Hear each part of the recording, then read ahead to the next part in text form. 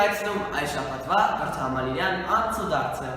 Շաբաթը սկսվեց ակնառու փոփոխություններով։ Մարմարեսրահ մտան գարնանային արևի շողերը։ Մարմարեսրահում ավելացավ նոր հարթակ, հինը վերացավ։ Պրոյեկտորը տեղափոխվեց գրադարանի կողմը։ Արևմտյան մուտքի հատվածը տեղափոխվեց դեպի արևելյան կողմ։ Տեսանյութ։ Հինգշաբթի օրը մարտի 9-ին կրթահամալիր էր այցելել Գարուն ամսագրի խմբագիր Աշոտ Գաբրիելյանը։ Հանդիպումը նվիրված էր Գարուն ամսագրի 50-ամյակին։ Դիտեք թեմային ուղղված ռեպորտաժ։ Մարտի 9-ին գարնանային գեղեցիկ և լուսավոր օր Տիգրան Հայրապետյան գրադարանը կազմակերպել էր հանդիպում Գարուն ամսագրի հետ տոնելու Գարունի 50-ամյակը։ Ամսագիրը նոր շնչով դարձավ 50 տարեկան։ Ներկային սովորողներ, դասավանդողներ,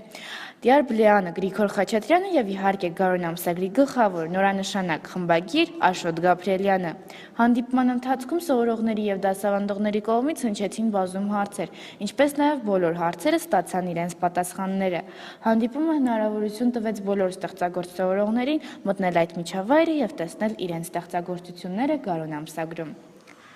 Շնորհակալություն, ձեզ հետ էր Լուսինե Ալեքսը, կհանդիպենք հաջորդ թողարկմանը։ Ուրբաթ օրը մարտի 10-ին կրթահամալիրի հարթակակում էր այցելել Նայնե Թուխիկյանը, ով հանդիսանում է Հովհաննես Թումանյանի տուն-թանգարանի տնօրենը։ Այս շաբաթվա լուրերն այսքանն էին։ Լուրերը ձեզ ներկայացրեցին Միքայել Կամենդատյանը Եվ Վանուհի Ազատյանը։ Շնորհակալություն։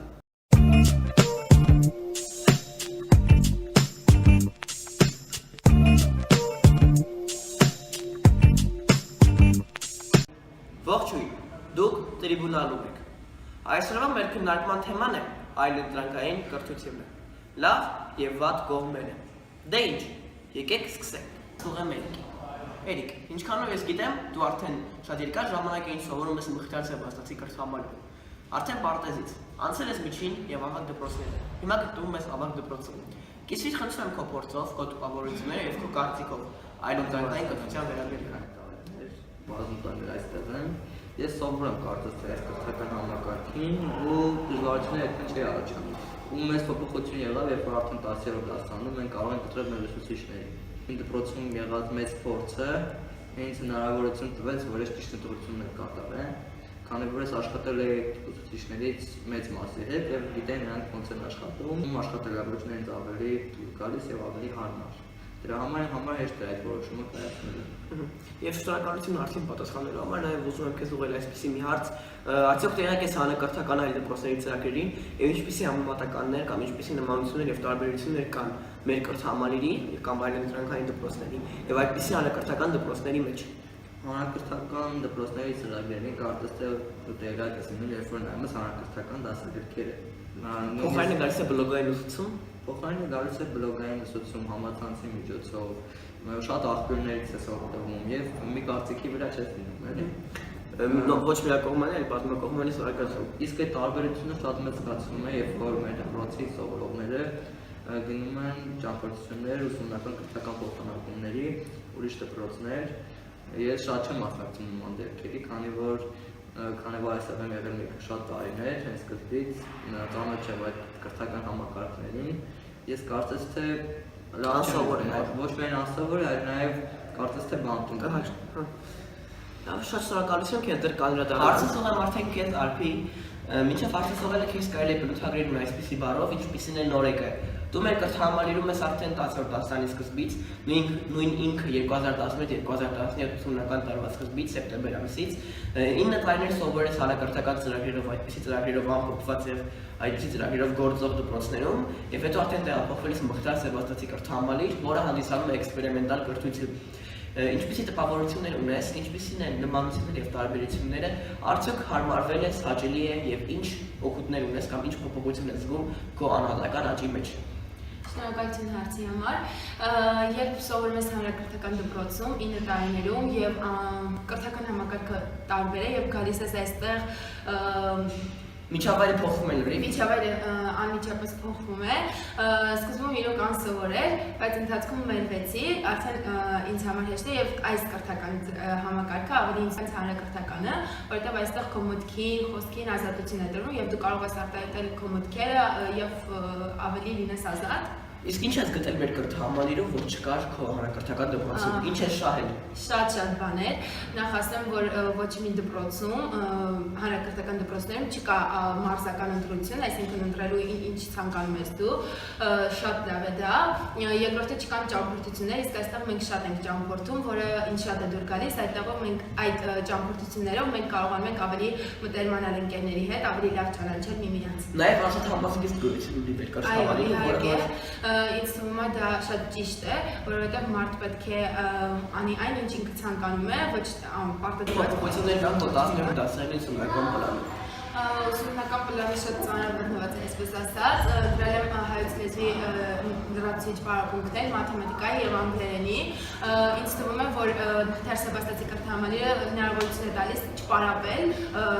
մասնավոր պարապմունքներ չունենալ եւ այստեղի ստացած գիտելիքներով ընդունվել բուր։ Շատ շնորհակալություն քեզ։ Շնորհակալ եմ։ Քեզ դեռ կարելի է հարցը։ Խնդրեմ, որպես նորեկ, ինչ ձևով դու ընտրեցիր քո ուսուցիչներին։ Ուսուցիչները շրջում էին դասարաններով եւ ներկայացնում իրենց նախագծերը։ Բոլորին էլ շատ հավանեցի, բայց ավելի շատ կենտրոնացա նախագծերի վրա, թե ինչպիսի նախագիծ են ձևակերպել ուսուցիչները, դրանով էլ իսկ ընտրել եմ։ Հարցը ստանում քեզ Անուշիկ, դու կրթահամալիրում ես արդեն իսկ մանկապարտեզից եւ 10 տարի է ինչպես երիքելոցը սովորում ես մեր կրթահամալիրում։ Մեր կրթահամալիրը ասում ենք այլընտրանքային։ Այլընտրանքային կրթության մեջ ոչ թե մտնում են համակարգչային կրթությունը, այլ նաեւ այլընտրանքային առարկաներ, որոնք որ չեն անցնում հանրակրթական դպրոցներում կամ անցնում են միայն ոսկային։ Գիտեմ, որ Մխիթար Սեբաստիացի կրթահամալիրում չկա ոսկեր, չկա մի ոսկ, այլ կան բազմազան ոսկեր, որ սովորողները կարող են ընտրել։ Խնդրում եմ նշի մի քանի այլընտրանքային առարկաներ, որոնք որ դու իսկ սովորում ես, եւ այն ոսկերը, որոնք որ Ես ընտրել եմ լրացուցիչ անգլերենի, մաթեմատիկայի եւ հայոց լեզվի պարապմունքներ, բայց պարտադիր մեր կրթահամալիրի դասացակում կա փիլիսոփայություն, դա կարծում եմ շատ արդյունավետ է, այսինքն դա միայն մեր կրթահամալիրում է, որ փիլիսոփայությունը պարտադիր է եւ բոլորը անցնում են, մյուս կրթական ծրագրերում կարծում եմ չկա, միայն ինստիտուտում է, իսկ դա արդեն մեզ համար ավելի առավելություն է ու մենք ինստիտուտում ավելի հեշտ սովորենք այդ առարկան։ Շնորհակալություն։ Հարցը սովորեմ քեզ Սինեմ։ Ես տեղյակ եմ եւ ես ներկայ եմ եղել տարբեր միջոցառումներում, որտեղ որ դու ես եղել վարողը եւ մեծ մասնակցություններ ես ունեցել այդպիսի միջոցառումների, ինչպիսին են մեդիա ուրբաթը եւ մնացածը չնշեմ նույնիսկ Հարավոտյան թվապարապմունքներ եւ այլ մեդիա համերգներ։ Խնդրում եմ գիզվիր քո տպավորություններով պատմիր մի քիչ այդ համերգների մասին, քո մասնակցության մասին եւ ասա ինչպիսի օգուտներ են քեզ տալիս այսպիսի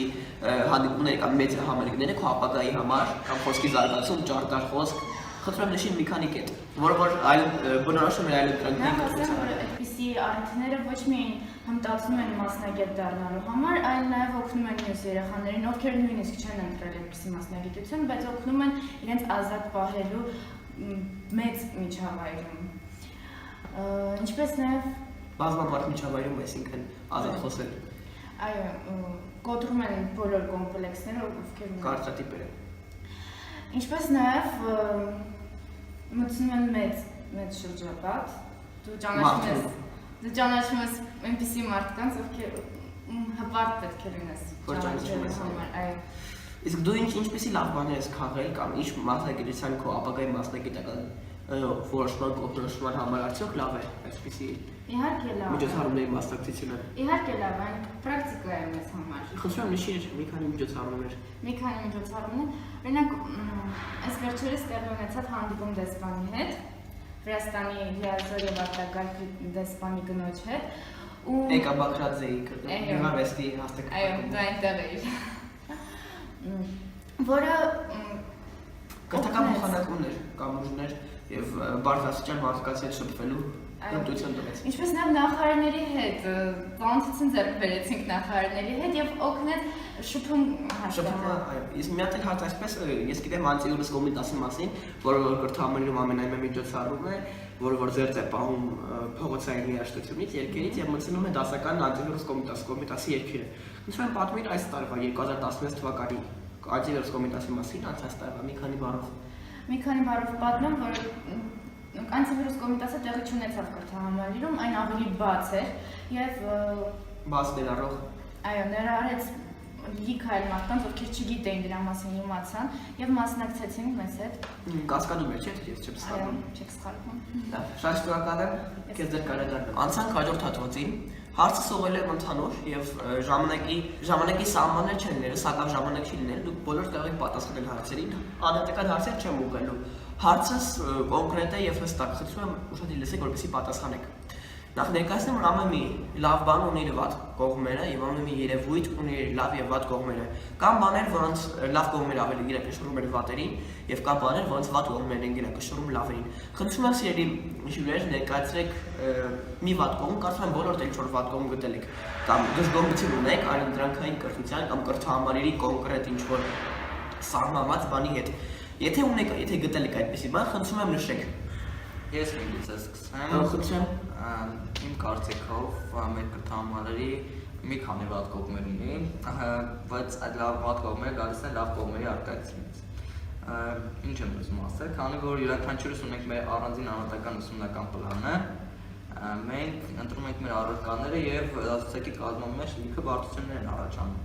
Այդպիսով չորեքշաբթի օրը մենք ունենք օրինակ 5 ժամ, յուրաքանչյուր շաբաթական մեկ անգամ անցող առարկաներ են եւ ունենք օրինակ երեքշաբթի օրը ես անձամբ ունեմ 8 ժամ եւ յուրաքանչյուրը որ շաբաթվա մեջ անցնում եմ այդ առարկաները։ Բարդություններ են առաջանում։ Օրինակ եկել Հերմինեի մաթեմատիկայի խմբի երեխաները պետք է ուրբաթ օրը դիսկուտի մի ժամ չանեն, քանի որ պետք է անեն մաթեմատիկա։ Սա կարծիքով մեծ բարդություն է, սակայն դա ծնում է այն բանից, որը մենք կարող ենք գտնել մեր առարկաները։ Երկրորդ վատ կողմը իմ կարծիքով ընդհանուր է եւ դժվար հնարավոր լինի փոխել, դա այն է, որ մենք բարձրագույն ուսումնական հաստատություններում արդեն հետագայում դժվարությունների կառաջանանք։ Քանի որ իմ քրոջ գործից եմ ասում, մեր կրթական համակարգը, քանի որ շատ է տարբերվում պետական համակարգերից, պետական հաստատություններում արդեն շատ դժվարություններ են առաջանում, թեկուզ ազատ խոսքի հնարավորությունը, խստությունը ավելանում է։ ավելանում է, շատ է ավելանում ու ճշտված է սովորողների։ Իսկ դու ինչ կուզենաս բուհերը փոխվել, բուհերի ծրագրերը փոխվել, թե կրթահամարը դառնա հանրակրթական։ Ես ճիշտ ասած երբեք չի եղել որ կրթահամարը դառնա հանրակրթական, քանի որ ընդհանրապես կրթահամարը մի օրինակ է, թե ինչպես կարելի է միաժամանակ համ ազատություն ունենալ սովորող, համ պատասխանատվություն։ Քանի որ մեր ազատությունը մեր դպրոցի գալիս է ոչ միայն մեր կրթական համակարգից, այլև դպրոցի դիզայնից։ Հենց գալիս ենք մեր դպրոց, մենք տեսնում ենք, որ չկան ներքին պատեր։ Եվ հենց այս միջավայրը, տեսեք, մենք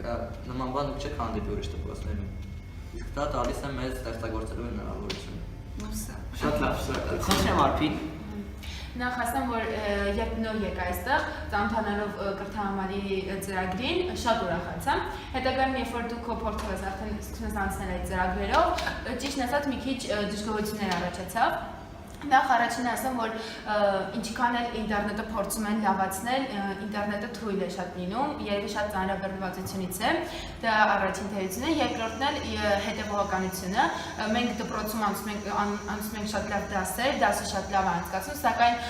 մեզ գրեթե բան չի լինում տանը անելու, կամ եթե մենք դա անում ենք, այդքան էլ մեծ չի հետևողականությունը,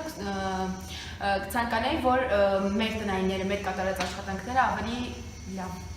Շնորհակալություն, ես քո դժգոհությունը կամ այսպես ասած քո կարծիքը ընդունեցի եւ ցանկանում եմ մի քանի բարձրացումներ անել քեզ։ Նախ եւ առաջ խոսենք համացանցի on-line ցանցի արագության հետ կապված։ Ես գիտեմ, ես հստակ գիտեմ, որ մեր կրթահամարի ինտերնետի արագությունը այսպիսի արագություն չունենք ոչ մեկս մեր տանը, շատ բարձր թվեր են արագությունը, բայց քանի որ կրթահամարները բաժանված են տարբեր դպրոցներով, բաստաշերտերով եւ ամեն դպրոցում կան 200-ից ավելի սովորողներ, այսպիսով այդ 200-ից ավելի սովորողները միացած են մի համացանցի, այդ իսկ պատճառով համացանցը միտեղ ավելի դանդաղ աշխատում, իսկ միտեղ ավելի լավ։ Այսքանը անդրադառնամ համացանցին եւ անցնեմ քո հաջորդ հարցին, քո հաջորդ կարծիքին, որը ուղղված է անհատական ծրագրի հետ կապված։ Մենք գիտենք, որ մեր կրթահամարները ալտերնատիվ կրթություն է եւ ամեն սովորող բարձր գրադական 9 նիշ ունենալու համար հարկավոր է որ կատարի եւ վերցնի ստանձնի իր անհատական պատասխանատվությամբ իր անհատական աշխատանքը անհատական աշխատանքները վերցնելով դու կարող ես անել որը որ կզարգացնի քո ինքնակրթությունը եւ ուղարկել քո ուսուցչին, ուսուցիչը կստուգի եւ կդնի քեզ բարձր գնահատական։ Հենց մեր կրթահամարների ամենաառաջի տարբերությունը ուրիշ բաների հետ կային մելյանում, որ ուրիշ դպրոցներում ճնշումը շատ մեծ է գործադրում տնային առաջադրանքի հետ կապված, իսկ մեր կրթահամարներում ոչ։ Այսպեսով ամեն սովորող, ով ցանկանում է անել տնային առաջադրանքը, անում է ուղարկում է ուսուցչին, որը որ բլոգում ունի ստագրած եւ ստանում է իր բարձր գնահատականը։ Անհատական աշխատանքը հասկանում եմ, բայց ամենօրյա աշխատանքն եմ ես ավելի շատ ուզում ավելի լավ ստուգվեն, քան թե անհատականները իհարկե շատ լավ են ստուգվում, բայց ամենօրյա այդ ստուգումը ավելի լավ կլիներ իմ կարծիքով։ Լավ, շնորհակալություն, կարծում եմ մեծ դիտող կլինեն ուսուցիչները եւ պլանը կազմողները եւ կփորձեն ինչ-որ փոփոխություններ մտցնել կամ կհրամայեն։ Ցավոք, տրիբունալին հատկացված ժամանակն ավարտվեց։ Շնորհակալ եմ բոլորիդ մասնակցության համար։ Վստահ եմ, որ թեմայի վերաբերյալ ունեք կարծիք եւ ազատորեն կարող եք այն թողել մեկնաբանությունների բաժնում։ Նաեւ խնդրում եմ, որ առաջարկեք ձեր թեման, որը ցանկանայիք տեսնել մեր հաջորդ քննարկման ժամանակ։ Շնորհակալություն, ձեզ հետ է տրիբունալը։